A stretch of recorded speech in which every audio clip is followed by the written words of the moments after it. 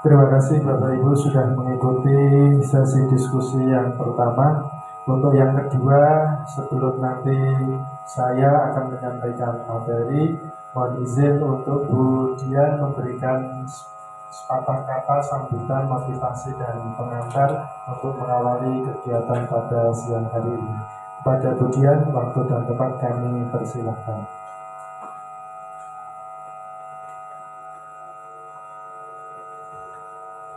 Terima kasih atas waktunya. Bismillahirrahmanirrahim. Assalamualaikum warahmatullahi wabarakatuh. Yang terhormat Bapak Kepala Sekolah tadi belum hadir ya hari ini. Ada acara, tapi sudah difasilitasi seperti itu ya. Kemudian yang terhormat juga kepada JGB hebat kami berdua, Bapak Lutfi dan Bu Anissa yang tadi sudah menyampaikan Bu Anis yang sudah menyampaikan diseminasi, dan sebentar lagi Pak Lutfi akan menyampaikan diseminasi untuk budaya positif di SMP Negeri 8. Dan tidak lupa juga kepada Bapak Ibu yang sudah hadir di sini, terima kasih banyak atas waktunya sehingga kita bisa melaksanakan kegiatan ini. Karena tidak ada Bapak Ibu rasanya memang tidak bisa ya, karena memang namanya diseminasi itu harus menyampaikan hal baik ini kepada Bapak Ibu semua. Harapannya dari kami dari kegiatan CGP ini ya, PGP ini bisa menularkan hal baik dan bisa mengimplementasikan kegiatan-kegiatan yang sudah direncanakan yang menjadikan perubahan khususnya di SMP Negeri 8 ini untuk menjadi lebih baik lagi terkait dengan budaya positif khususnya yang akan dilaksanakan. Mohon dukungannya gitu ya, mohon dukungannya kepada semua karena Pak Lutfi dan Bu Anis itu tidak akan bisa bekerja sendiri tanpa ada dukungan dari Bapak Ibu semua, dan mungkin ini perwakilan anak didik yang ada di sini ini bisa menularkan ya sebagai yang sudah langsung mendapatkan informasi dari Bapak Lutfi dan Bu Anis, itu mungkin bisa disampaikan ke teman-temannya. Jadi kita bersama-sama untuk mewujudkan budaya positif yang akan disampaikan nanti oleh Pak Lutfi dan tadi yang sudah disampaikan oleh Bu Anis. Mungkin itu saja, mohon maaf kami berdua masih ada agenda untuk penyegaran PP. Mohon maaf mungkin tadi saya sambil gitu ya Pak Bu. Terima kasih dari kami, mungkin hanya support dan doa. Semoga kegiatan ini yang sudah nanti akan kita dengarkan bersama menjadi kenyataan dan menjadi perubahan yang lebih baik di SMP Negeri 8. Terima kasih, kurang lebihnya saya mohon maaf. Assalamualaikum warahmatullahi wabarakatuh.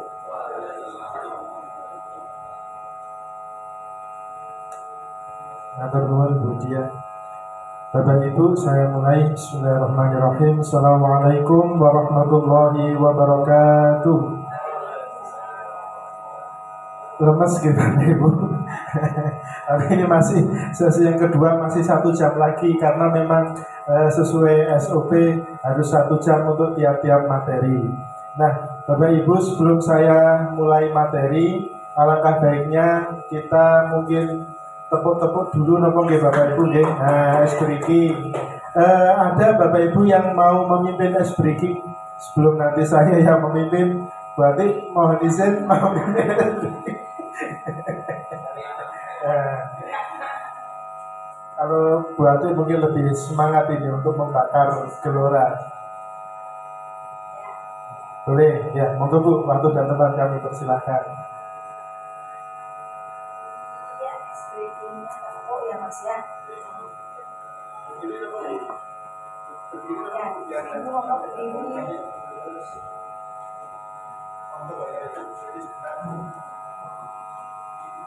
Ya, tadi saya sudah mau lembut ngantuk. Nah, ini dapat giliran disuruh tepuk. Cluenya adalah tepuk, Ini yang biasa saya sampaikan ke anak-anak nih. Banyak, tapi ini yang satu aja nih yang gampang. Kalau saya bilang tepuk 1,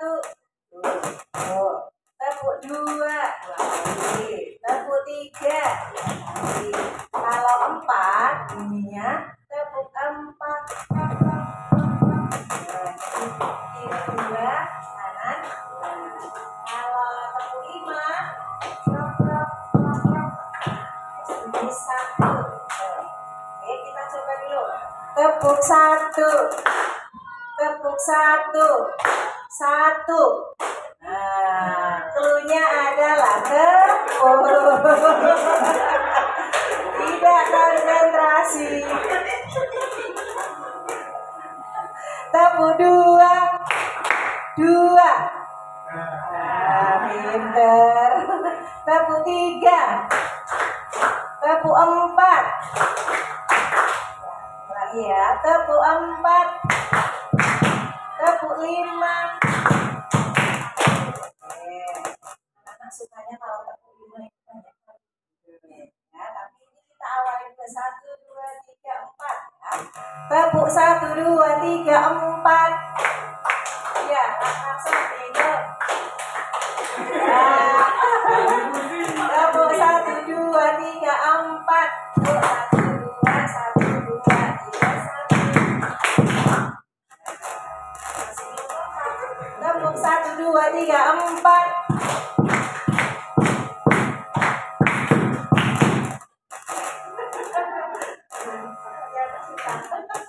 Sekarang tepuk 5.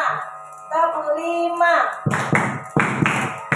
Tepuk 5-nya kalau saya bilang 2 kali berarti nanti 1, 2 ya. Tepuk 5 2 kali.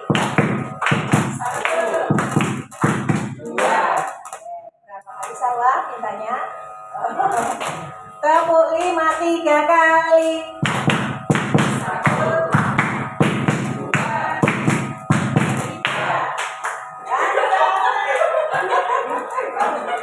Kurangan Mas Bagus. Oke. Baik, terima kasih Ibu Bapak. Tepuk tangan. Terima kasih Bu Anti. Saya juga punya satu ice breaking Bapak Ibu. Mungkin ada yang belum kenal. Kemarin waktu di Lokakarya kedua sudah diviralkan. Nah, semoga nanti ada yang belum tahu. Tapi kalau sudah tahu jangan bilang-bilang. Baik, monggo Pak. Untuk clue-nya adalah, nah ini nanti fokusnya pada clue Bapak Ibu. Clue-nya adalah bumi bulat. Nah, clue-nya bumi bulat. Nih, Salma sudah ketawa, jangan-jangan sudah tahu ini. Luar biasa sekali. Baik, yang bisa menjawab pertanyaan bisa raise hand Bapak Ibu. 2 tambah 6 berapa? 1, 2, 2 tambah 6 jawabannya 1.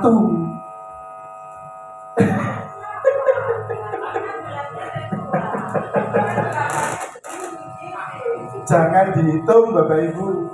Jangan dihitung. Jangan dipikir. Clue-nya itu hanya melihat pada angka yang ada di soal, bukan di jawaban. Nah, bukan di jawaban. Karena ini bukan pelajaran matematika, ini pelajarannya ice breaking. Jadi nanti itu mikir 2 kali, setelah mikir jumlahnya, kemudian mikir lingkarannya. Sekali lagi Bapak Ibu, 10 tambah 10 berapa Mbak Salwa? Tidak tahu. Berapa Bu Anis? 2, betul Bu? Ya. Bu Yumi? Sebentar Bu, ganti pertanyaannya. 8 tambah 8 1. 4 Bu Yumi. Kalau masih salah berarti masih 1 lagi Bu Yumi. Konsentrasi Bu Yumi. Clue-nya adalah, nah ini, bumi bulat. 2 tambah 9. Berapa Bu Yumi? Bingung Bu Yumi. 1. Betul ya. Tepuk tangan untuk kita semuanya Bapak Ibu. Alhamdulillah rahasiana. Silakan dinikmati Bapak Ibu hidangan yang sudah tersaji. Pada kesempatan ini mohon izin saya untuk duduk ya Bapak Ibu, karena dari tadi mendampingi upacara sehingga saya agak sedikit kelelahan. Mbak Salwa minta tolong untuk menjadi operator. Baik Bapak Ibu yang kami hormati, syukur Alhamdulillah kita masih diberikan kesehatan dan kesempatan sehingga pada siang hari ini masih pada sesi yang kedua, yaitu membangun budaya positif. Tadi kita sudah mendengar materi yang sudah dipaparkan oleh Bu Anis, luar biasa sekali. Berarti asumsinya kalau tadi pemateri 1 itu panjenengan belum tahu. Nah, di materi yang kedua berarti panjenengan asumsinya adalah sudah paham, sehingga nanti kita tinggal evaluasi bersama dan langsung kepada praktik-praktik nyata yang pernah atau pengalaman yang pernah Bapak Ibu jalankan di dalam membangun budaya positif. Mungkin bisa kita masuk ke bagian yang pertama. Silakan Mbak Salwa. Untuk slide pertama, tadi kita membahas tentang ilusi bahwa di dalam kelas kita bersama dengan siswa itu kita ada 4 ilusi yang tadi juga sudah dijelaskan oleh Bu Anis. Yang pertama adalah guru mengontrol siswa. Ternyata menurut Dr. William Glasser tentang kontrol teori yang tadi Bapak Ibu sudah mencoba untuk menggenggam tangan, dan ternyata tangan itu kalau saya misalnya saya monggo Pak Lufi dibuka tangannya, saya buka Bapak Ibu, saya tidak akan menggenggam dan saya tidak akan, karena saya itu percaya kalau itu rezeki saya, itu amanah saya, seberapapun orang berusaha mengambil dari saya, besok akan kembali lagi Bapak Ibu. Tapi kalau itu bukan rezeki saya, sekuat apapun saya menggenggam, ya besok sudah akan hilang. Itu pendapat saya pribadi.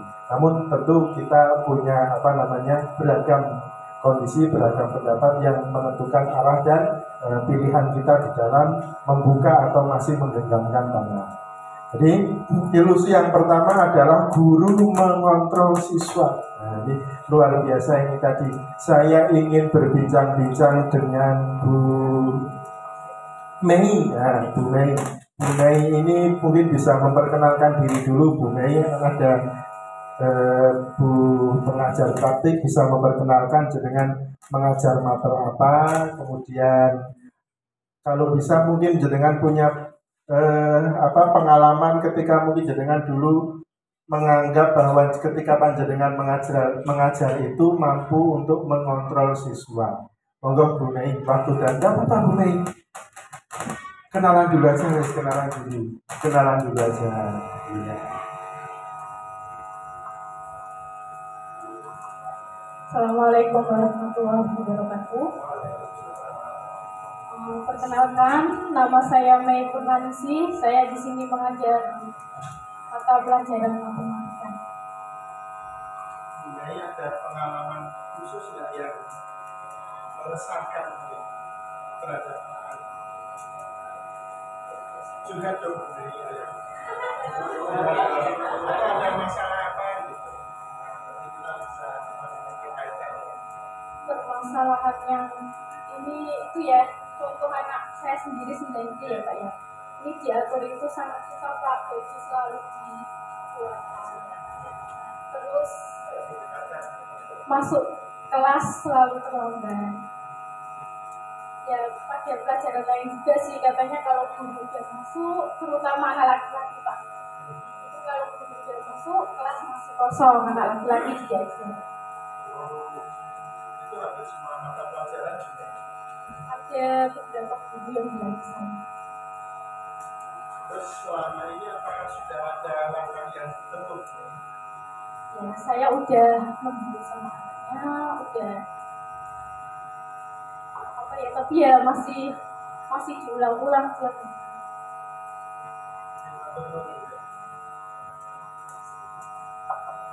Bagaimana Bu Ati, kira-kira yang juga mengajar buatan Bu Ati di kelas? Oh, tidak mengajar, tapi mungkin kenal dengan karakter dari kelas itu. Bu Ati ada pandangan buatan Bu Ati. Ini kan jadi siswa itu tidak bajunya tidak dimasukkan. Kemudian kalau saatnya jam pelajaran itu belum datang ke kelas. Kira-kira Bu Ati ada sedikit inspirasi atau pandangan dan pendapatnya? Monggo Bu Ati. Terima kasih Pak Ludi. Setelah tadi menyimak materi sesi 1 yang disampaikan oleh Bu Anis, kemudian ini kita tanya jawab, kemudian ada kasus. Ini kan memang kita alami bersama ya, tidak hanya kelas 9 itu saja, mungkin ada beberapa kelas yang berbeda. Intinya memang anak-anak kita ini perlu penguatan untuk menumbuhkan motivasi internal. Ya, dari motivasi internal. Nah, ini yang sebenarnya tadi ingin saya tanyakan kepada Bu Anis. Nah, caranya gimana ya untuk menumbuhkan motivasi internal ini? Motivasi yang terideal muncul dari diri si peserta didik atau murid. Sementara guru itu memberikan motivasi yang eksternal. Nah, itu caranya itu seperti apa? Kalau yang saya hadapi ya memang sebagai guru atau pendidik itu jangan bosan untuk mengingatkan, mengarahkan. Ya, buktinya kalau anak-anak kita misalnya ketemu nih, saya sendiri mengalami lihat saya, mereka itu nggak usah ditegur pun saya belum ngomong, baju yang masih dikeluarkan sudah langsung dimasukkan, meskipun dengan sambil berlari kayak gitu, karena merasa bahwa dia itu salah, pakaiannya nggak rapi kayak gitu. Dan yang paling utama adalah saya memberi contoh kepada anak-anak bahwa saya berpakaiannya itu sesuai dengan aturan. Karena ketika saya mengarahkan kepada anak-anak bahwa peraturan sekolah selain itu peraturan, kan itu juga sudah menjadi kesepakatan bersama yang akan diyakini oleh kalian bahwa ini akan menjadi budaya positif di sekolah kita, dan kalian adalah pelakunya, kalian itu pelakunya, dan sebagai pelaku itu tidak harus kayak boneka disuruh-suruh terus, ya, diperintah-perintah terus, tidak seperti itu. Kalian adalah makhluk hidup, ya, subjek didik yang tidak dituang-tuangi botol, dituangi air terus gitu ya, tapi harus bisa aktif seperti itu. Jadi apa yang saya lakukan ini tadi, tidak bosan-bosan untuk mengingatkan anak-anak, memberikan contoh atau teladan kepada anak. Nah, ini dengan saya, anak kalian bisa lihat pakai pakaiannya tapi tidak, pakai atribut atau tidak, nah, gitu. Jadi mereka itu akan takut sendiri ya, sebenarnya nggak harapan saya itu takut ya, tapi karena merasa bersalah, merasa bahwa saya ini tidak sesuai aturan gitu, akhirnya sadar. Nah, untuk kelas-kelas 9 yang saya ajar, alhamdulillah sudah mulai ada perubahan banyak sekali. Itu Pak Ludi yang dapat saya sampaikan. Terima kasih. Terima kasih Bu Ati. Ada sedikit tadi yang saya tangkap. Yang pertama pertanyaan bagaimana cara untuk menimbulkan motivasi internal dari di dalam diri siswa. Kemudian yang kedua, tadi saya menangkap adanya nilai kewibawaan yang dimiliki oleh Bu Ati, bahwa ketika siswa itu sudah melihat contoh dari Bu Ati yang disiplin dan baik, maka dengan secara otomatis siswa itu akan merasa minder apabila tidak tertib. Bagi yang tertib saya yakin tidak minder, justru akan mendekat dan akan mungkin salim, menyapa begitu. Bagi yang merasa tidak baik atau kurang disiplin, maka dengan sendirinya mereka mungkin malu, minder, malah mencari jalan lain Bu ya, putar. Nah, itu barangkali Bapak Ibu. Nah, kaitannya apa dengan teori elusi dari Dr. William Glasser, bahwa ternyata ketika guru itu merasa bahwa guru mampu mengontrol siswa, guru mampu memberikan penguatan positif, kemudian guru adalah orang dewasa yang memiliki hak untuk memaksa, serta guru yang memberikan kritik dan membuat orang merasa bersalah dapat menguatkan karakter. Itu semua adalah ilusi, Bapak Ibu. Dengan kita memberikan kata-kata, nah kamu begini begitu, nah jangan begini, jangan begitu, itu semua adalah ilusi. Lebih kepada kita membangkitkan kesadaran anak untuk ingin baik. Tapi Bapak Ibu, yang namanya anak-anak itu kita mungkin masih beranggap bahwa anak itu yang penting senang. Kalau senang pasti dilakukan, kalau tidak senang ya pasti dibuang. Itu namanya prinsip anak kecil. Nah, kita juga bisa memberikan contoh orang dewasa atau bahkan dari anak sendiri. Mengapa anak itu mau minum obat ketika sakit? Tentu saja kesembuhan. Nah, mengapa anak memilih obat walaupun itu pahit, walaupun itu tidak enak, walaupun itu menyengsarakan dirinya, tapi karena ingin sembuh, ingin baik, maka walaupun tidak enak, tetap itu adalah dipilih. Nah, bagaimana kita membangkitkan kesadaran anak tentang hal tersebut? Tidak henti-hentinya. Kalau hanya 1-2 guru yang mengatakan hal itu, kemudian yang lain mengatakan berbeda, maka anak akan berpikir 2 kali. Memang apalagi untuk masa-masa SMP, anak menjadi saat-saat yang bagus untuk mencari suri tauladan. Anak menjadi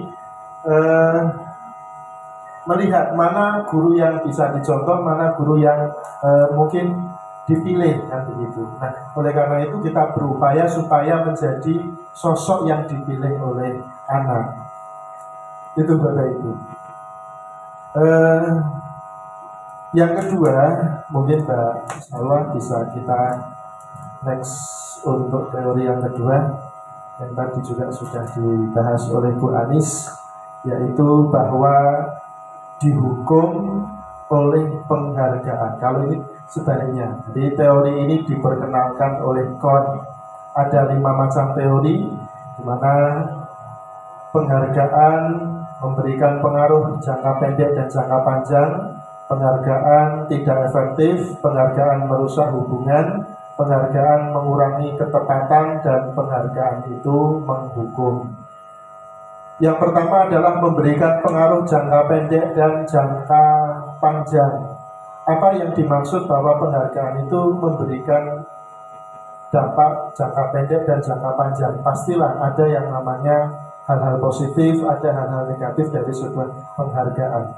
Mungkin Bu Yumi bisa memberikan keterangan tentang penghargaan yang hal-hal yang positif dari penghargaan dan negatif, atau mungkin mau bercerita sedikit ketika panjenengan punya pengalaman ketika memberikan penghargaan kepada anak. Monggo pandangannya dulu.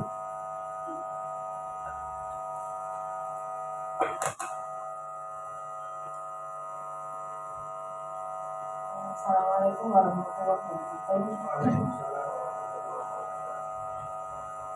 Ini hanya sekedar pengalaman saya ketika melaksanakan pembelajaran dan penguatan dengan siswa ketika proses kegiatan belajar mengajar.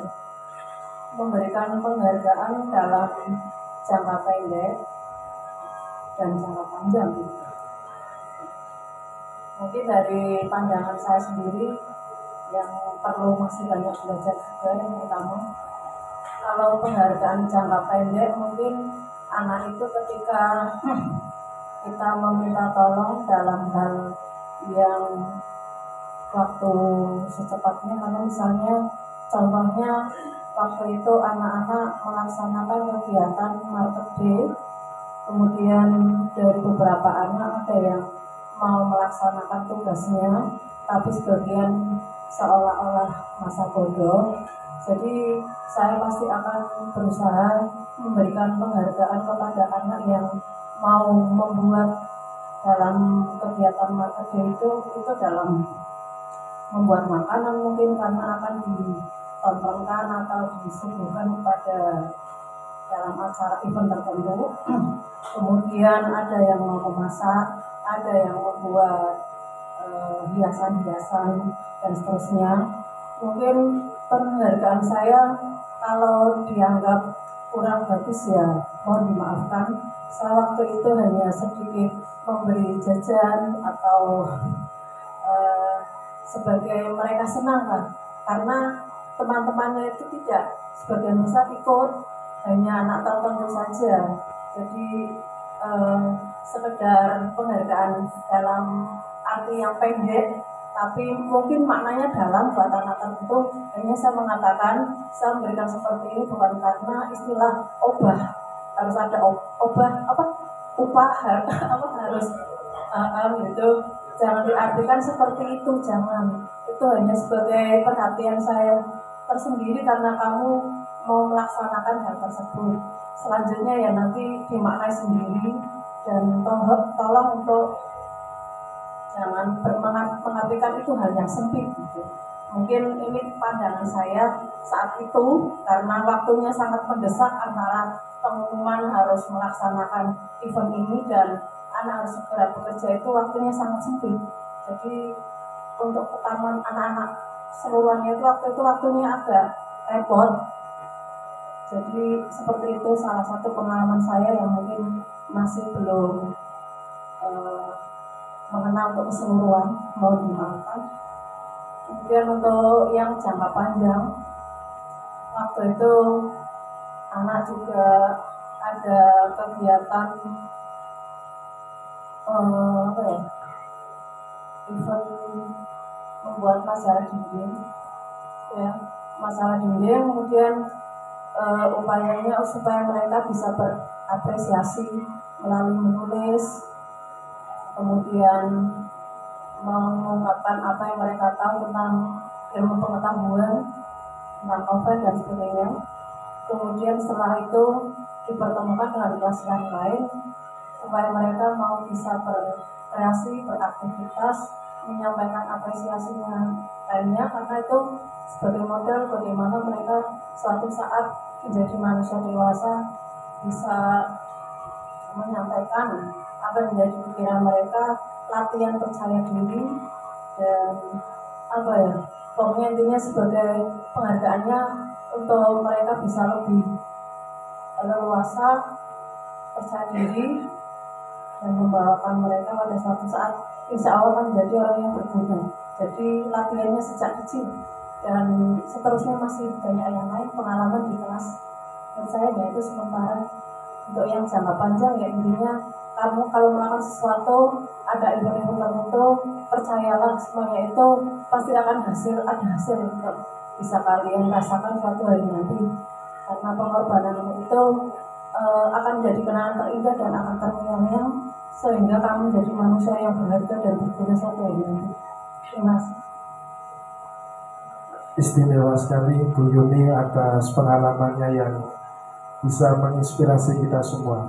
Jujur Bu Yuni, saya pun juga pernah Bu. Waktu itu saya di kelas jam terakhir kelas 7. Hening, tidak ada yang mengapresiasi pertanyaan saya, tidak ada yang merespon apa yang saya sampaikan. Maka saya juga punya ide dulu sebelum saya ikut pendidikan guru penggerak. Gimana ya kalau saya kasih uang jajan? Waktu itu tak ambil bener Bu. Saya ambil kebetulan karena di saku saya ada 5.000.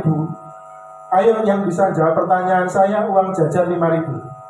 Bener itu, tak tempel. Tak tempel di papan tulis. Nih, yang mau siapa? Ya tentu saja melihat itu, anak langsung matanya berbinar-binar. Langsung Bapak Ibu.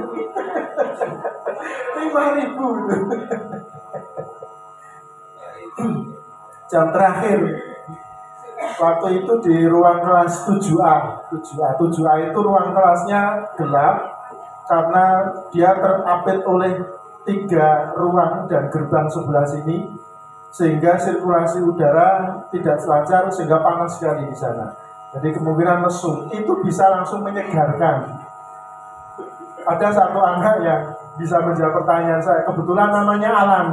Alan itu yang tadi di video yang di sesi 1 tadi, itu bisa menjawab. Tapi kemudian saya kasih penguatan, Mas, ini kamu kan ketua kelas.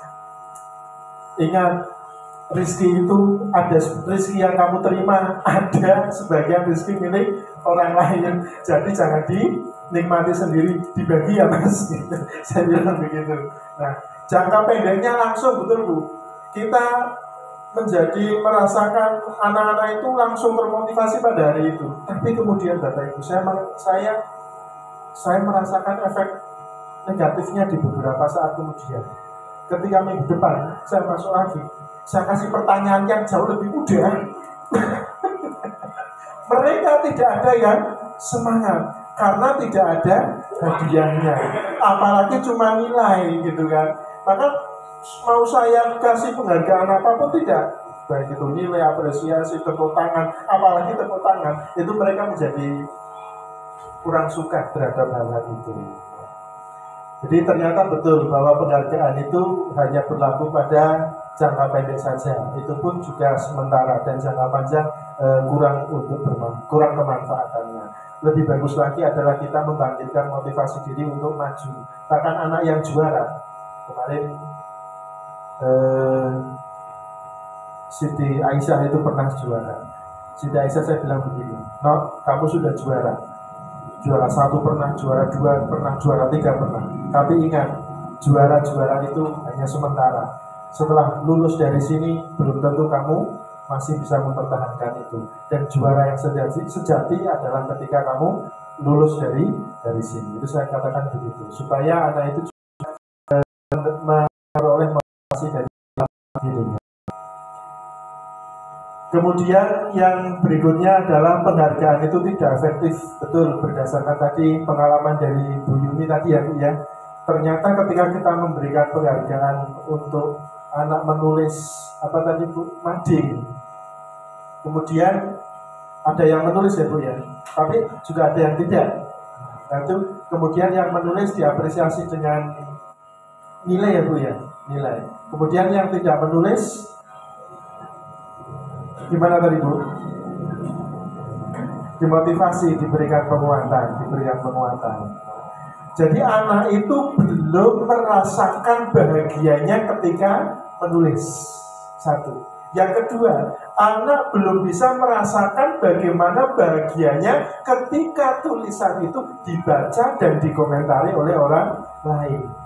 Karena memang itu tadi, kita berusaha untuk membangkitkan kepercayaan diri kepada anak, bahwa ternyata mungkin kita menganggap presentasi itu anak bisa ceramah, bisa pidato di depan kelas, itu luar biasa sekali. Tapi bagi anak itu menjadi momok, karena mereka mungkin belum saatnya ingin didengar oleh orang lain. Tapi kemudian kita mengharuskan supaya anak itu bisa tampil di depan, didengarkan oleh orang lain. Maka tugas kita adalah membuat bagaimana anak-anak itu senang ketika didengarkan oleh orang lain. Kemudian yang ketiga, penghargaan itu merusak hubungan. Mungkin di kelas pertama, di kelas 7A kok saya kasih hadiah, kemudian di kelas yang lain terdengar berita ternyata Pak Lufi tidak memberikan hadiah di kelas yang lain. Maka itu menjadi kecemburuan. Dan juga mungkin kecemburuan dari Bapak Ibu guru yang lain. Ada yang anak itu sangat dekat kepada guru tertentu, kemudian tidak dekat kepada guru tertentu. Nah itu mungkin bisa disebabkan karena seringnya guru A memberikan hadiah kepada anak, sehingga anak itu hanya mau dan hanya akan mendengarkan guru yang pernah memberikan hadiah. Sedangkan guru yang tidak pernah memberikan hadiah tidak akan digubris, mau betul seperti apapun, mau hebat seperti apapun, kalau tidak pernah ngasih hadiah. Sehingga itu merusak hubungan. Dan kemudian mengurangi ketepatan. Iya. Apalagi kalau itu hadiahnya dari anak. Mungkin kalau pengajar dari TK atau dari SD, ya mungkin di SMP pun ada. Jadi anak itu senantiasa sering ngasih sesuatu kepada gurunya, ngasih hadiah kecil-kecilan. Nah itu ketika pada saatnya penerimaan rapor, pada saatnya guru itu membuat nilai, mungkin akan tidak objektif ketika memberikan nilai tersebut. Artinya apa? Artinya, oh ini anaknya suka ngasih saya, berarti kan saya harus bedakan dengan yang tidak pernah ngasih. Nah, ini sangat mencederai dunia pendidikan. Dan kemudian penghargaan itu menghukum, ya. Artinya ketika kita memberikan hadiah kepada anak itu sebetulnya ada hal-hal yang membunuh kreativitas. Artinya anak itu hanya mau melakukan kegiatan positif untuk mengejar hadiah. Baik, itu Bapak Ibu tentang pendapat dari KON bahwa dihukum oleh penghargaan. Artinya penghargaan itu bisa menghukum.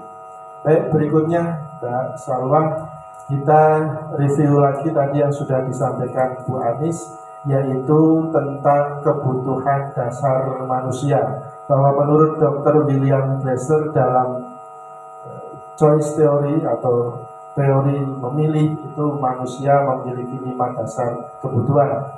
Kebutuhan untuk bertahan hidup, kebutuhan untuk cinta dan kasih sayang, kebutuhan penguasaan, kebutuhan kebebasan, kebutuhan untuk kesenangan. Kalau kebutuhan untuk bertahan hidup, jelas manusia butuh makan dan minum. Kemudian juga butuh cinta dan kasih sayang, atau butuh diterima dan didengarkan. Memang anak itu ada 2 Bapak Ibu. Ada anak itu yang bermasalah karena satu pengen mendengar dan satu pengen didengar. Ketika anak itu pengen didengar, maka seberapa banyak pun kita ceramai, kita kasih dialog, ya anak tidak akan mau mendengar karena anak itu pengennya didengar. Maka dengan seperti itu, kita yang dipakai adalah metode menanyakan dan diminta untuk menceritakan. Tetapi ada yang anak itu memang perlu untuk mendengar, sehingga kita lebih banyak yang berbicara. Kemudian yang ketiga adalah kebutuhan akan pengakuan atas kemampuan. Jadi memang anak-anak itu harus kita support tentang kemampuannya, bakatnya, agar dia percaya diri akan bakat yang dimiliki. Walaupun dia mungkin lebih rendah dibandingkan dengan prestasi teman-temannya. Disitulah kerja kita Bapak Ibu. Jadi kerja kita adalah mencari bakat tersembunyi dari anak-anaknya Bu Mei yang tadi bajunya dikeluarkan dan tidak masuk ketika jam kosong.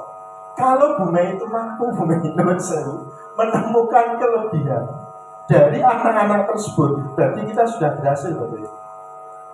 Karena memang banyak sekali anak-anak yang bermasalah. Disitulah nanti kita curi-curi pandang, kita curi-curi start, kita amati dari balik layar kebaikan apa yang sebetulnya mereka miliki. Setelah itu kemudian kita tangkap dan kita apresiasi bahwa ternyata anak yang sering melakukan pelanggaran terhadap tata tertib itu juga punya kebaikan dan prestasi yang bisa dibanggakan. Mungkin Mas Bagus punya cerita sedikit tentang teori kebutuhan dasar manusia, tentang anak itu mungkin ingin didengar, apa ingin diapresiasi, bagaimana mungkin pengalamannya bisa diceritakan di forum. Monggo Mas Pak Bagus. Oke Pak, ini dulu tentang salah satu murid yang kelas 8 sekarang sudah terkenal Mas Labib. Jadi Mas Labib itu ternyata ayahnya seorang kapiten. Ayahnya itu seorang supir, jadi dia serasa kalau kedekatan dengan ayahnya itu kurang. Jadi ayahnya pulang 1 minggu bahkan 2 minggu sekali. Mungkin itu yang membuat dirinya jadi lebih powerful daripada yang lainnya. Karena sosok ayah yang dia temukan di rumah itu tidak ada, sehingga membuat Mas Labib itu menjadi berangasan, berandalan, dan lain sebagainya. Mungkin itu latar belakang yang saya temukan. Padahal ketika anak tersebut diajak komunikasi juga jalan. Waktu di Kauman dulu, dia terlihat merokok di salah satu itu. Terus tak tanya, kemarin di Kauman ngapain aja waktu istirahat? Rokok, Pak. Seperti itu, langsung jawab jujur. Dan tanpa langsung berbelit-belit, Pak Bagus tahu apa yang kamu lakukan, coba kamu ngomong apa. Dia langsung jawab sambil ketawa, tapi jangan dimarahi ya Pak. Itu pesannya dia cuma kayak gitu. Jadi dia tipe anak yang nggak mau dikasar, tapi dengan lembut, halus. Mungkin itu Pak. Terima kasih Pak Bagus. Berarti kalau bisa saya garis bawahi, karena ayahnya yang jarang pulang, pulangnya berapa pekan sekali Pak? Atau berapa? Tidak tentu. 2 kali, Bang Toyib 3 kali puasa, 3 kali lebaran nggak pulang-pulang. Berarti, tapi ada satu hal positif yang saya tangkap dari Labib. Ternyata dia jujur, langsung. Nah, kejujuran itulah yang bisa kita apresiasi. Dan ketika diajak berkomunikasi juga nyaut ya. Ini luar biasa. Dan mungkin satu kasus lagi mungkin dari Mr. Iban atau Pak Iban ini juga dulu pernah saya ingat itu ada satu kasus yang anak itu kayaknya juga butuh perhatian, butuh sesuatu yang diantara kebutuhan dasar manusia. Mungkin bisa sedikit diceritakan di forum. Monggo Pak Iban. Terima kasih Pak Lutfi atas waktu yang diberikan. Begini ya, waktu anak didik saya di kelas 7F sama juga mungkin kenal temannya dan itu membuat heboh satu sekolah ketika kasus itu muncul dan sempat ditangkap Satpol PP itu Pak. Ya, dan itu bernama Abbas. Ya, si Abbas ini memang kondisi rumahnya broken. Ya, dia dari rumah memang dalam keadaan yang tidak nyaman, kurang perhatian dari orang tua dan orang tuanya itu mungkin menikah lagi, Pak.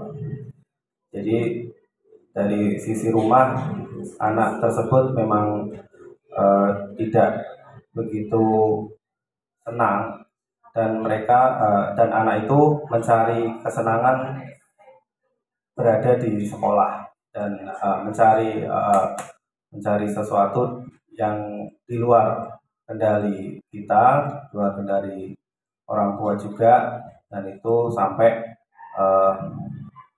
membuat masalah ketika dia mengikuti gerombolan anak pang tersebut. Nah itu dia sempat ditangkap Satpol, kemudian dan harus dijemput, tetapi menunggu orang tuanya datang. Nah itu untuk kasus si Abbas dalam kebutuhan dasar manusia. Itu saja Pak. Terima kasih Pak Iban. Berarti beberapa hal yang saya tangkap tadi, karena di rumahnya broken, anak itu butuh perhatian, butuh macam-macam, sehingga anak itu mencari kesenangan di dalam sekolah. Hal apa sih yang bisa yang bisa saya lakukan untuk bersenang-senang di sekolah? Itulah Bapak Ibu pentingnya kita memberikan speaking, pentingnya kita memberikan pelajaran tentang kekeluargaan di kelas agar anak itu juga nyaman dalam mengikuti pelajaran. Sudah di rumahnya tidak dapat perhatian, di sekolah dimarah-marahi, ya sudah dia mau mencari kemana lagi. Ternyata ada yang mampu memenuhi hasratnya dia, yaitu teman-temannya di anak. Akhirnya ikutlah dia ke sana. Disitulah Bapak Ibu kita mampu untuk merefleksi diri, bagaimana kita menjadi guru yang jauh kedepannya lebih baik. Luar biasa.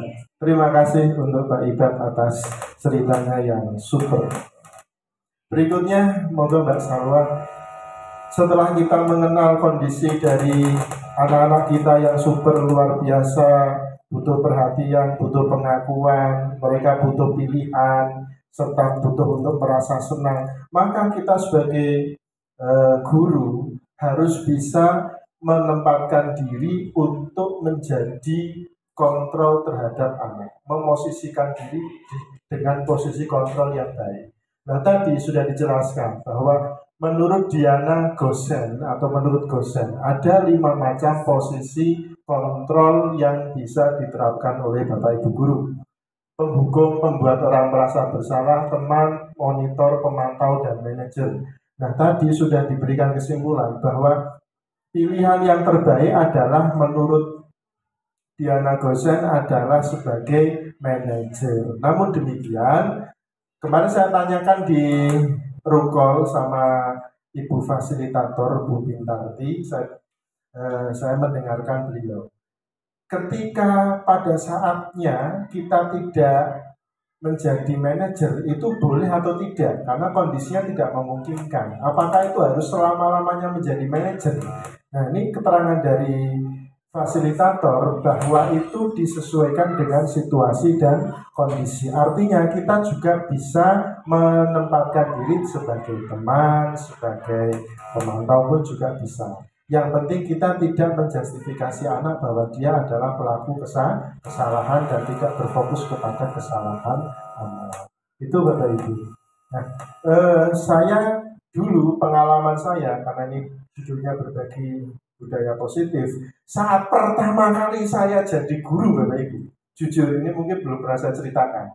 Pertama saya itu jadi guru SD kelas 1 loh Bapak Ibu, di SD Muhammadiyah Tahfidzul Quran Wonokerto. Itu sekolah baru, jadi belum ada kelas 2 sampai kelas 6 belum ada. Itu saya ijazah, belum wisuda Bu, belum wisuda itu saya lulus tapi belum wisuda. Iya, karena sudah mengajar, saya langsung serahkan surat keterangan lulus kepada kepala sekolah, langsung mengajar. Masuk di kelas 1, ya Allah Bapak Ibu, semua anaknya naik ke atas meja Bapak Ibu. Priye ya Allah, saya juga bingung ini saya harus melakukan apa gitu. Bahkan yang kedua, ini cerita yang kedua. Saya itu pernah diajak istri saya, Bu. Istri saya itu kan guru TK. Nah, ternyata pada saat itu ada event Isra Mi'raj, saya diminta untuk isi materi. Ketika saya ngisi materi di anak-anak TK, saya menyiapkan materi dengan baik. Saya mulai dengan salam saja Bapak Ibu. Baru salam, Assalamualaikum warahmatullahi wabarakatuh. Pelayon semua Bapak Ibu. Tidak ada yang menjawab. Semuanya pada rebutan naik ini, naik itu gitu. Sampai kemudian ada beberapa guru yang membantu, termasuk istri saya. Jadi betul, ternyata itu tantangan kita. Sehingga saya berpikiran begini Bapak Ibu. Monggo Pak Gono. Monggo Pak Gono bisa pinarak dan beriki. Monggo.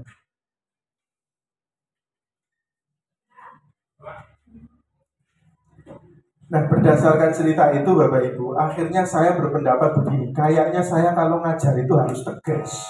Jadi terhadap dulu kelas 1, waktu itu tahun 2016, saya mengajarnya pokoknya A ya harus A, B harus B. Bahkan yang tadi diceritakan oleh Bu Anis yang termasuk penghukum disuruh mencatat, itu betul Pak. Ketika anak itu melanggar peraturan tata tertib, katakanlah jahili temennya, ya sudah anaknya tak panggil ke kantor dan tak suruh nulis surat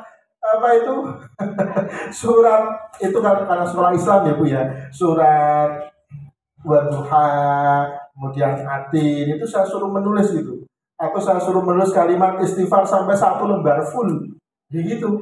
Saya praktekkan itu Bapak Ibu.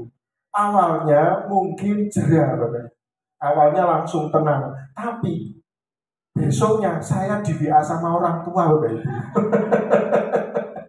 Pak lah ini ada adegan apa, ada peristiwa apa kok anak saya disuruh minta nulis istighfar sampai 1 halaman penuh. Saya sebagai orang tuanya yang mendampingi ini jadi protes gitu.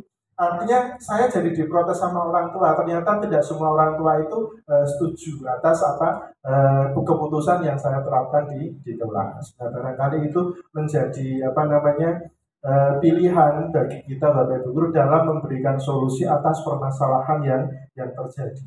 Kemudian terakhir saya mengajar di kelas 4. Itu sebelum saya ditugaskan di SMP 8. Waktu saya mengajar kelas 4, betul Bapak Ibu, saya mengajar dengan tegas. Setiap kali masuk harus tertib, seragam harus tertib, alat tulis harus tertib. Karena kalau anak SD itu biasanya tidak tertibnya di buku. Jadi semua buku dicampur jadi satu Bapak Ibu. Padahal itu waktu itu masih kurikulum lama, jadi bukunya terpisah-pisah, belum menggunakan tematik. Nah itu saya berikan ketegasan. Tapi kemudian anak-anak itu ketika melihat saya seakan-akan menghindar, takut, padahal saya tidak mau apa-apa gitu, saya hanya lewat saja. Tapi mereka kemudian menghindar, dan itu saya rasakan dari itu. Oleh karena itu kita bisa memberikan, kita bisa memilih di antara 5 ini yang kira-kira bagus. Dan tadi sudah disarankan semaksimal mungkin kita bisa menjadi manajer untuk anak, kita bisa memberikan controlling. Yang namanya manajer itu hanya memberikan arahan, hasilnya tetap adalah Tuhan yang menentukan. Yang penting kita berupaya saja Bapak Ibu. Seperti filosofi KHD bahwa kita itu bertindak sebagai petani, kita hanya memberikan fasilitas ladang, kita hanya memberikan fasilitas buku, kita sirami, kita jaga dari hama. Nah hasilnya panen atau tidak panen, ada hama atau tidak ada hama, itu artinya itu Tuhan yang menentukan, dan kita cukup berupaya saja Bapak Ibu. Baik, terima kasih untuk yang posisi kontrol guru menurut Diana Gosen. Next, nah ini tentang segitiga restitusi. Tadi sudah dibahas oleh Bu Anis. Tentang segitiga restitusi ada 3 macam poin. Yang pertama adalah menstabilkan identitas, yang kedua validasi kesalahan, dan yang kedua validasi kesalahan, dan yang ketiga adalah menanyakan keyakinan. Apakah Bapak Ibu sudah pernah melakukan segitiga restitusi? Jika memang belum pernah, bagaimana dulu ketika Bapak Ibu menangani anak yang mengalami masalah? Kemudian bagaimana pendapat Bapak Ibu tentang segitiga restitusi? Mungkin Bu Anis bisa memberikan pengalaman dan pendapatnya tentang segitiga restitusi. Terima kasih atas waktunya Pak Luki. Dalam menangani masalah siswa, saya pernah menggunakan segitiga restitusi, di mana saya mendapati ada anak yang sering terlambat masuk sekolah. Iya, sering terlambat. Saya tidak langsung menegurnya atau menghukum karena dia terlambat datang ke sekolah, akan tetapi saya menerapkan segitiga restitusi. Saya ajak dia untuk berkomunikasi, menanyakan alasan mengapa dia terlambat. Jadi kalau anak melakukan suatu tindakan kesalahan, pasti di situ ada kebutuhan yang tidak terpenuhi. Nah, saya mengatakan apakah datang terlambat ke sekolah itu suatu yang dibenarkan atau tidak.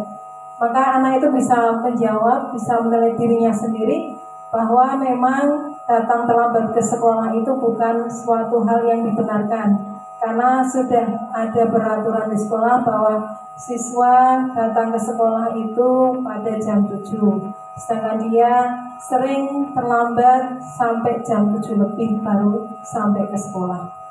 Nah, kalau dia sudah mengetahui bahwa dirinya itu melakukan kesalahan, kemudian apa yang penyebabnya, mengapa dia sampai melakukan kesalahan, kita telusuri.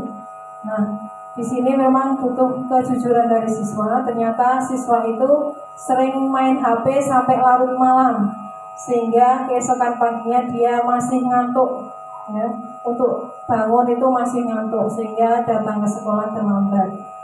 Nah, di sini kita tawarkan solusinya. Apakah dengan datang terlambat itu sesuai tidak dengan keyakinan kelas yang sudah dibuat? Tentunya tidak sesuai, karena di sana pada keyakinan kelas ada poin tentang kedisiplinan, di mana datang terlambat berarti dia sudah melanggar kedisiplinan. Nah, kalau begitu apa yang akan dia lakukan supaya dia bisa datang tepat waktu. Nah, dia berusaha untuk mencari solusi sendiri. Kira-kira yang bisa dia lakukan apa? Yaitu dia mengatakan dia akan main HP-nya tidak sampai larut malam sehingga dia tidak ngantuk ketika dibangunkan. Nah, di sini ditemukan bahwa anak bisa menemukan solusi dari masalahnya sendiri dengan kita mengadakan komunikasi yang baik dengan anak. Tentunya diawali dengan anak sudah mengetahui keyakinan kelas yang dia buat. Nah, keyakinan kelas ini berasal dari nilai-nilai kebajikan. Jadi anak tuh harus diperkenalkan dengan nilai-nilai kebajikan, di mana di nilai kebajikan itu dibentuk karakter siswa, karakter untuk disiplin, untuk menghormati antar sesama teman, untuk menjaga kebersihan dan sebagainya. Jadi di sini dititik beratkan pada pembentukan karakter, karena semakin kesini kita lihat karakter atau akhlak manusia itu bukan semakin baik, tapi semakin buruk. Tapi di sini kita tidak boleh menyerah. Sebagai guru kita selalu berikhtiar supaya anak memiliki karakter yang baik dengan tadi komunikasi, memberikan contoh yang baik, dan tentunya kita selalu di setiap setelah kita sholat kita doakan murid-murid kita. Demikian Pak, terima kasih. Terima kasih saran yang bagus Bu Anis. Kita memang harus monggo Bu. Nyambung yang disampaikan oleh Bu Anis tadi, mencermati teori yang tadi disampaikan di sesi 1, kemudian dilanjutkan oleh Pak Luki, kemudian apa yang sudah dilakukan oleh Bu Anis, kurang masuk. Ya. Ini yang menjadi penekanan di sini ada segitiga restitusi. Kata segitiga restitusi mungkin ada yang pernah mendengar sekilas, mungkin ada yang pernah buka di PMM. Kemudian kalau yang Bapak Ibu guru yang CGP ini kan nggak asing ya. Mungkin teman-teman yang di luar CGP itu apa sih itu restitusi, malah nanti terbalik jadi prostitusi. Nah, bahaya ini. Segitiga prostitusi. Nah, ternyata setelah dicermati, ini saya kan di luar ilmunya, tapi saya ingin tahu banget, kepo ini ceritanya. Ingin tahu banget ilmu dari teman-teman yang dipelajari oleh mereka yang kesibukannya luar biasa. Setelah saya cermati, ternyata juga pernah saya lakukan hal-hal yang seperti ini. Ini contoh kasus yang saya alami di kelas saya ada. Ya memang ada banyak sih anak-anak yang bermasalah. Saya ambil salah satu siswa bermasalahnya adalah jarang masuk. Itu ternyata sejak kelas 7, kelas 8 anak tersebut memang hobinya tidak masuk sekolah. Kayak gitu. Nah, ini kebetulan saya menjadi wali kelas di kelas 9 ini. Dari awal pertama bulan Juli itu sudah saya berusaha identifikasi, saya diagnosis anak-anak yang bermasalah itu siapa saja. Nah, sampai bulan kesekian, ini berarti Juli, Agustus, September sampai Oktober, ternyata kasus anak ini masih makin menjadi, kalau menurut saya sudah ditangani oleh guru BK. Mungkin guru BK juga sudah melakukan langkah-langkah dengan cara segitiga restitusi juga gitu. Saya sendiri sebagai wali kelas melakukan hal tersebut. Nah, anak ini tidak masuk, semakin kerap. Tadinya itu hari ini masuk, besok tidak masuk. Hari ini masuk, besok 2 hari atau 3 hari tidak masuk. Nah, ini kan gelisah. Saya galau, anak ini kenapa? Kemudian kami tanya, ternyata anak itu mengakui kalau saya itu memang tidurnya malam Bu. Kemudian kenapa kok tidurnya sampai malam sehingga kamu ngantuk? Ya, saya suka mainan HP, game. Kalau sudah pegang HP, saya itu lupa diri, intinya kayak gitu. Sehingga menjelang subuh dia baru bisa nggak tidur, dan itu berlanjut terus yang akhirnya menjadi pola tidur yang terbalik, jadi seperti nokturnal. Dia itu kalau malam itu melek, malamnya itu melek, tapi siangnya tidur, sehingga dia nggak peduli lagi waktunya sekolah pun nggak mau berangkat kayak gitu. Nah ini sudah jujur saya gali masalahnya kayak gitu. Persoalannya adalah ya anak sebenarnya sudah mengetahui bahwa keyakinan kelasnya itu sudah dilanggar, peraturannya juga dilanggar. Dia sendiri juga tahu bahwa dia itu tidak bersemangat sekolah, jujur mengatakan. Persoalannya adalah sekolah itu tidak didukung oleh orang tua yang bertanggung jawab di sini kan tidak sepenuhnya sekolah. Ya, jadi menghadapi siswa itu ya memang tanggung jawab yang sangat berat ya. Jadi ini memang tidak mutlak ditangani oleh sekolah. Waktu lebih banyak, pemantauannya lebih banyak itu kan ada di rumah. Nah ini orang tuanya itu kurang peduli terhadap anaknya dibuka sepisan pindu gelem tangi sudah dibiarkan. Nah itu masalahnya. Jadi ini problem yang saya hadapi. Ini saya juga masih galau karena saya belum bisa memotivasi internal yang mungkin bertahap mungkin ya. Ini hari ini sama kemarin masuk anaknya. Alhamdulillah setiap pagi saya cek sudah masuk, pakaiannya rapi, sudah ganteng anaknya gitu. Cuman memang kelihatan dulu kayak gitu. Jadi sampai sekarang masih tidurnya kalau. Terima kasih Pak. Terima kasih Bu Atik dan Bu Anis atas pengalamannya. Saya tekankan lagi untuk yang segitiga restitusi, bagian pertama adalah stabilkan identitas. Artinya berbuat salah itu tidak masalah, bukan keburukan. Jadi kita tidak boleh setiap manusia pasti ada kekurangan dan tidak ada manusia yang sempurna itu. Jadi walaupun kamu berbuat salah itu juga pastilah ada baiknya. Saya sedikit ada contoh sebelum saya nanti ngomong panjang lebar karena tadi Bu Anis sudah menayangkan. Saya juga punya penayangan. Salwan minta tolong dibantu untuk ke folder desiminasi tadi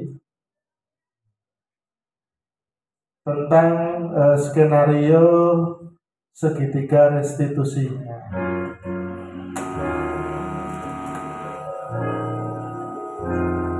Selamat pagi Mas Farid, gimana kabarnya Mas? Tadi pelajaran apa ya? Bu Rifa ya? Kemarin Pak Lufi dapat laporan Mas Farid ada sebuah peristiwa. Pak Lufi belum tahu rinciannya. Peristiwa apa itu Mas? Peristiwa saya mengecek kapal, tiba-tiba kapal itu tidak terima dengan saya. Kapal itu langsung berkelahi sama saya karena tidak terima. Apa Mas Farid ini mau melindungi diri? Mungkin kalau melindungi diri kan tidak apa-apa, itu hal yang wajar. Kenapa Mas Farid? Karena saya itu iri dengan kapal Pak. Karena kapal itu aktif di bidang apapun, bisa OSIS, IP, KML, walaupun bidang IPA atau MTK, pelajaran lainnya itu kayak disukai oleh guru lah, makanya saya iri Pak. Karena disukai guru aktif di dalam organisasi, jadi Mas Farid merasa ini ya mungkin ya namanya manusia memang itu unggul di antara manusia yang lain itu sulit dan manusia lain. Namun Mas Farid masih dapat melakukan kegiatan baik dan berbagai macam hal yang baik. Kira-kira Mas Farid memang tidak melakukan hal yang baik yang bisa dilakukan oleh Mas Farid. Sepertinya sih mampu Pak. Soalnya novel itu tidak berbakat dalam bidang olahraga, seperti saya yang berbakat dalam bidang voli. Mas Farid itu voli ya? Iya Pak. Iya. Iya. Kalau kita menceritakan bagaimana perasaannya itu voli. Ya seru aja sih Pak. Untuk voli itu banyak temannya,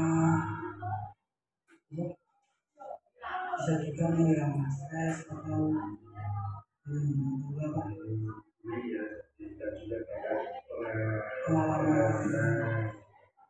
itu juga karena tidak dilakukan oleh masyarakat, sebenarnya masyarakat masih bisa mengembangkan potensi diri, berarti dan ekstrakurikuler itu. Jadi tidak harus merendahkan orang lain agar diri ini menjadi anak unggul. Tetapi mencoba dengan yang positif dan tidak dilakukan oleh yang lain. Jadi dengan seperti itu keyakinan apa yang Mas Farid miliki atau apa yang Mas Farid yakini dengan melakukan kegiatan Di sini saya akan mencari celah-celah di mana Mas Noval itu tidak melakukan kegiatan tersebut. Jadi saya akan melakukan kegiatan tersebut tapi tidak perlu melakukan yang baik. bukan saling mengajak atau Boleh. Terima kasih Mas Farid sudah berbagi bisa menjadi Mas Farid. Dan satu lagi Mas Farid dari sendiri apa yang diri sendiri mau digunakan dan Mas Farid itu gimana Mas perasaannya setelah saya kira-kira lebih tenang atau justru lebih tenang sulit? Justru ini lebih tenang. Mas Farid tidak merasa ini yang tidak merasa Iya. Tuh, saya memang tidak mau fokus pada saya. Dan kita semua tidak boleh fokus pada kesalahan dan kesalahan. Kita harus fokus pada kelebihan dan kita. Terima kasih Mas Farid, sama-sama.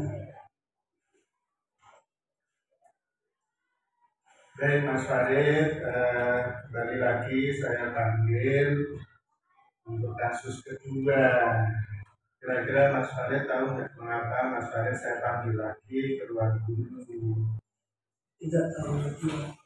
Juga Mas Farid pikirkan barusan ada peristiwa apa yang kira-kira membuat Mas Farid saya panggil ke ruang guru? Sepertinya tadi pagi kan upacara. Saya itu tidak memakai baju lengkap. Makanya saya disuruh baris di terik matahari.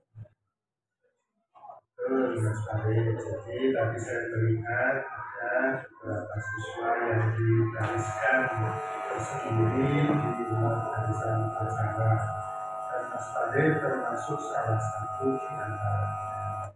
Karena Mas Farid adalah kelas saya dan saya adalah kelas Mas Farid, saya bertanggung jawab untuk mencari solusi atas permasalahan yang terjadi. Yang pertama Mas, kira-kira Mas Farid tidak melakukan atau tidak menempelkan atribut di baju bagi PAUD itu tidak ada masalah karena masih pakai baju gitu.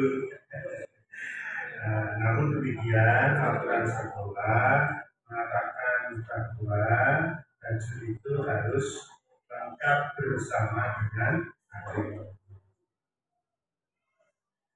Nah, kalau menurut Mas Farid sendiri, apakah Mas Farid tidak mampu untuk memasang atribut di baju atau ada kendala? Kalau ingin tahu di dalam. Nah, Ya karena saya itu biasanya orang tua saya itu ngasih uang jajan cuma 5.000 Bang. Sedangkan atribut kelas itu harganya 4.000. Kalau saya beli atribut kelas nanti uang jajan saya habis banyak.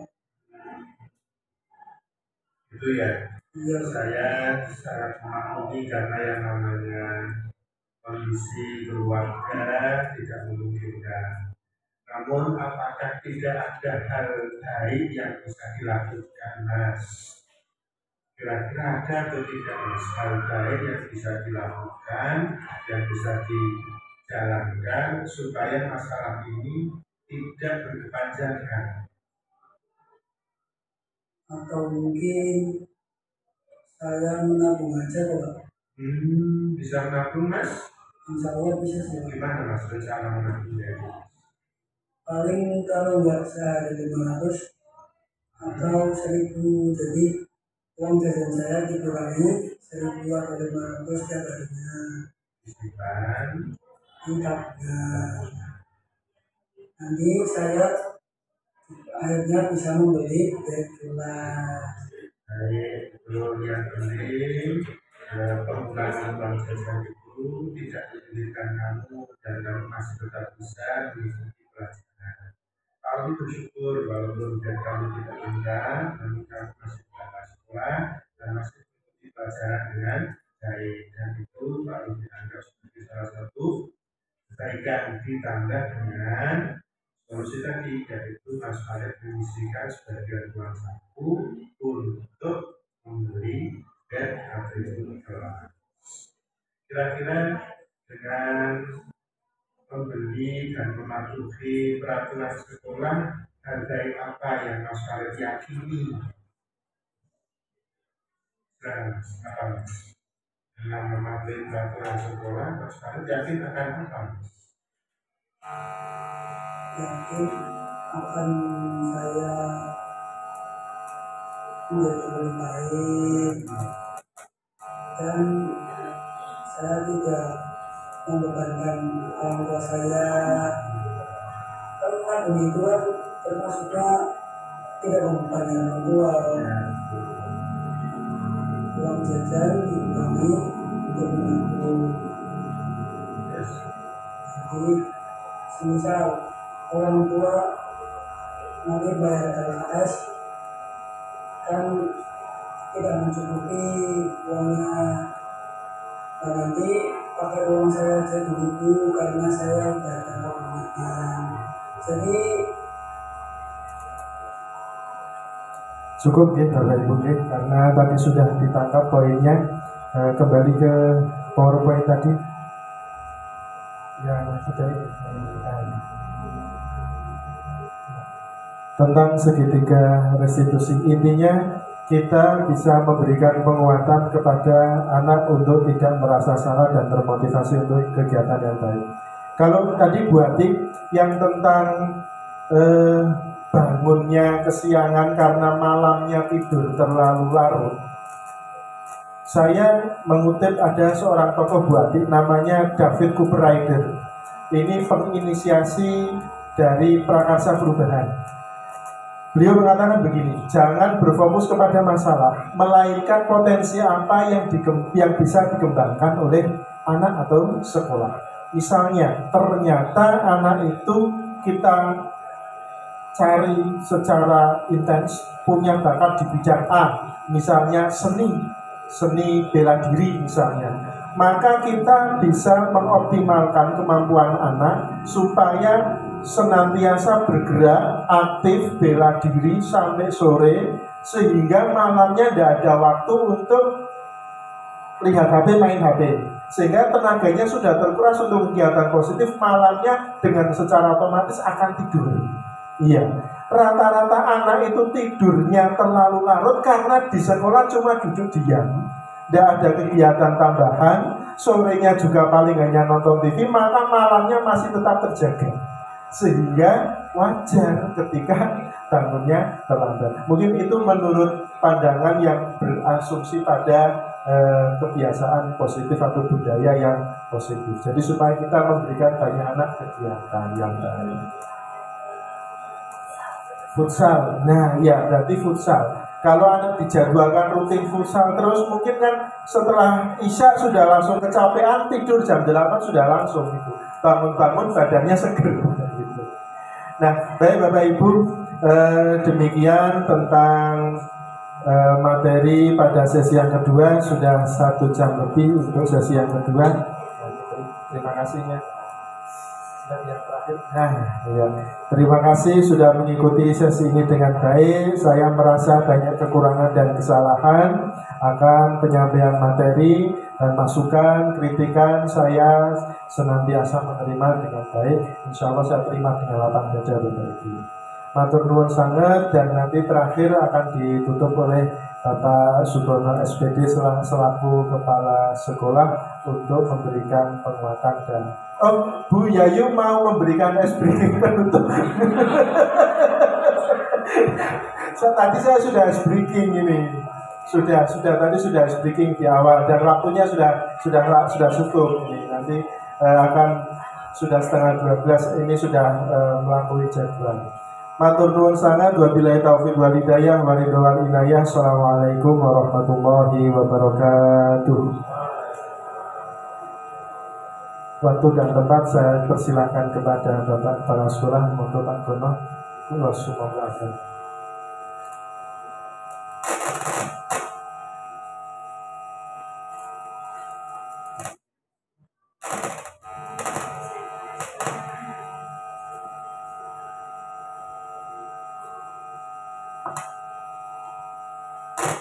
Bapak Ibu, Assalamualaikum warahmatullahi wabarakatuh. Yang kami hormati Bu PP yang hari ini bisa berkenan hadir, tentu menjadi kebanggaan kami. Teman-teman guru yang mungkin tidak bisa